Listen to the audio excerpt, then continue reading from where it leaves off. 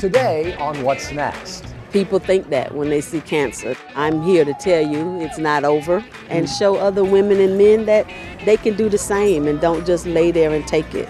My journey began as a healing process, just a journaling process to work through my emotions. There is absolutely an elevated level of risk to go out there with your fifth teammate on the course called Alzheimer's. There's also a risk of just kind of throwing in the towel and saying, hey, we're done with this.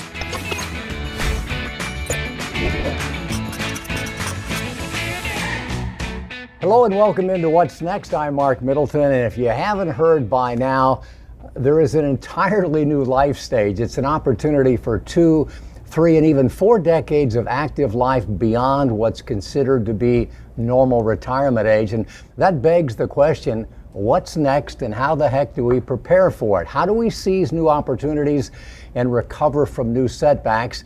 Today, we're learning some important lessons about the art of the comeback from those who have been knocked down but got back up.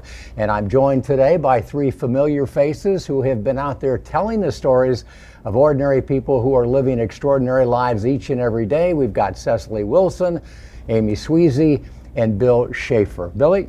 Mark, I love this. This is a super important conversation because every single one of us is going to face challenges, sometimes life-altering events that really shake us to the core. So what do you do? Who do you turn to? One surprising place is the running community, where it seems you can always find other people who have amazing stories of their own survival, of bouncing back after some difficult setbacks. We found a great example in the Track Shack running series, who just happened to be competing in the growing Boulder division powered by Florida Blue Medicare. Helen Deboles may have been the happiest person out there.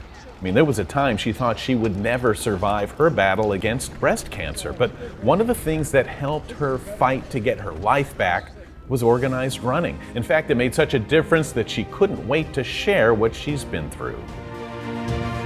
The road that I traveled, there was darkness at the end, and I didn't think there was a light.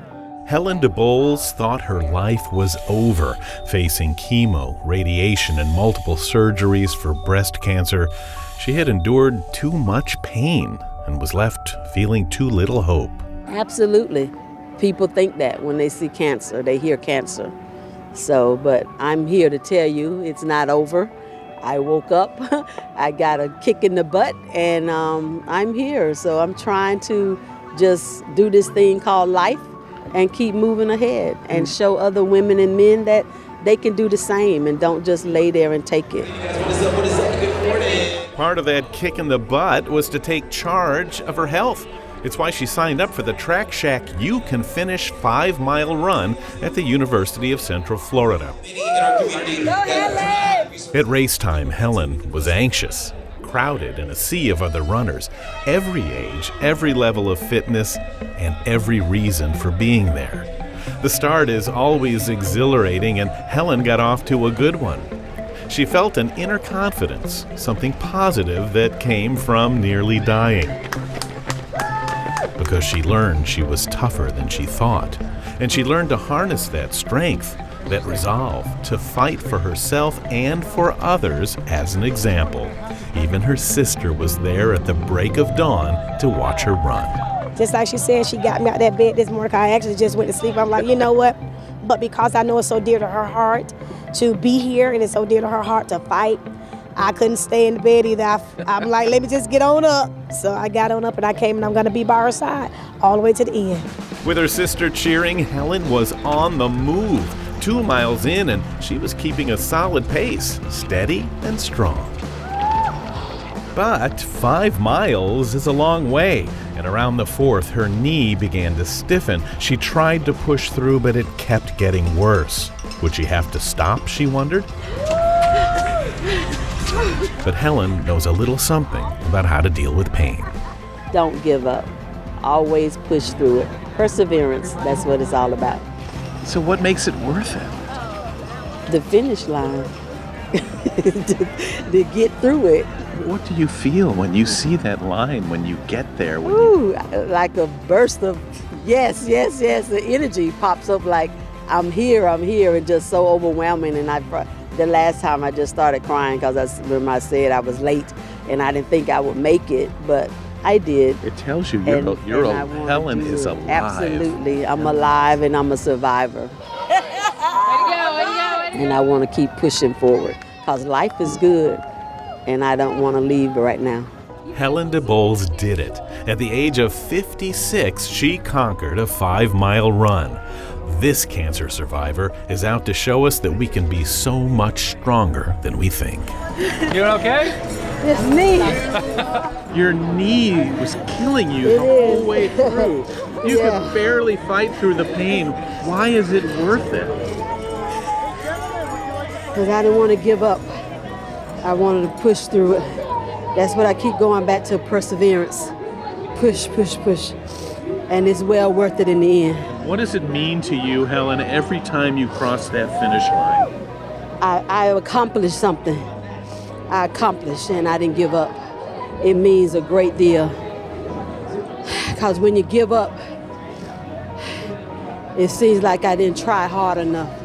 But I didn't want to fail myself. So that's why I kept going. So what's your message, Helen? Never give up. Believe in you, and you'll make it through. Yeah. So inspiring. And you know, we all have this misconception that the people who run do it because it's easy. But Helen shows you that it can be hard and it can be worthwhile. You know, we all live our lives like everything's going to be fine. And then something happens, like a diagnosis in Helen's case, or a loss, and we all end up facing something. Cecily, it's got to be so hard to find the strength and the courage to battle back when you're not sure what your future is. Yeah, I just love what she said. You know, she just, even through the middle of the pain, she pushed through, and she persevered. She said the P word, and I love that because that's really what it takes. I like to call myself an expert, a resilience expert, because we know how to push through that pain and keep going, because when you quit, it really is over. But until you make it to the finish line, that's when you know it was all worth it, even in the middle of the pain. And how important and how cool was it that her sister was right there with her? What did she say, up before the sun came up, to cheer her on? Amy, it sure seems like that kind of support makes a difference. Absolutely. I love that because I have a sister, only one sibling, and it is an older sister. She's 2 years older than me, and it just brought back a bunch of memories of times that she's been there for me. Sometimes perhaps running beside me, but other times just the support and being a cheerleader is the biggest thing you need. And I know that there are some people that don't have siblings or don't have a good relationship with their siblings. So it is so important not to take that for granted and to be there for your sister or for your siblings. Yeah, and that's where the running community comes in too, because they do tend to swarm in and add that support if we don't have it. Mark, what did you make of what Helen said about the feeling that she gets just crossing the finish line, and the power that it gives her in believing in herself? You know, Bill, I don't think you can really say it any better than Helen said it herself. And I think the truth is that for the vast majority of competitors, it's really not about getting the gold. It's about avoiding the DNF, the did not finish. The most important thing that a finish line represents, as Helen said, is not giving up, because not giving up is really the ultimate secret to success in everything. It's not about winning a medal, it's just about not giving up.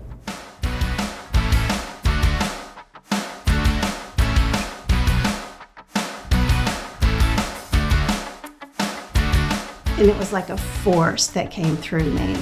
And I just started painting these really raw faces. It was life-changing. Welcome back inside Growing Bolder headquarters as we continue this episode of What's Next. We all face challenges and setbacks at some point in our life, and I know that some can seem insurmountable, but there's always a way forward. Take it from artist Audrey Phillips, who has faced the unimaginable. When Audrey was in her 30s, her mother was killed, and this tragedy rocked her to her core. She was traumatized. No matter what medication, meditation, or therapy she tried, Audrey could not process her pain and her grief. And it wasn't until a decade later, when she reconnected with her love of art, that she began to find a way back. I had the family tragedy of my mom being killed. There was a 10-year healing journey that I went on. And at the very end, one of my best friends brought me out to Santa Fe and said, we're going to just spend a week just painting and drawing. And it was like a force that came through me. And I just started painting these really raw faces. It changed me in such a deep way because somebody else did that to her. It's like, now do I trust humankind? I think that's why when I first started doing the art that I drew faces, because I felt so ripped apart and shattered. I would look at myself in the mirror and say, I don't understand why my face looks the same, because I'm so completely different. It was life-changing to have this force move through me to create all this stuff when I haven't created anything in, gosh, probably 20 or 30 years. So my journey began as a healing process, not with the intention of me showing work or anything. It was totally about just a journaling process to work through my emotions. Wow, Audrey has such a powerful story. And Mark, I know that you spent quite a bit of time with Audrey for a full article that you wrote. Of course, people can find the article at growingbolder.com. So what do you think is the biggest moral of Audrey's story? You gave it the title, Tragedy to Triumph. I think there's a couple, Amy. Obviously, we all need help and encouragement. It was actually several friends who encouraged Audrey to start painting again after so many years. And painting, as she just said, turned out to be the therapy that worked. But even with the encouragement of others, we've got to put in the work ourselves. And I think the comment from Audrey that I continue to think about is when she said that she's grateful to be a painter because a white canvas is a never-ending invitation to evolve. And I think that's a metaphor for life in general. We all have to get up each and every day and look at that day as a blank canvas, and now it's up to us to figure out what to do with it. The doctor said something like I only had a short time to live, and I told him it was bullshit. I don't care what he says.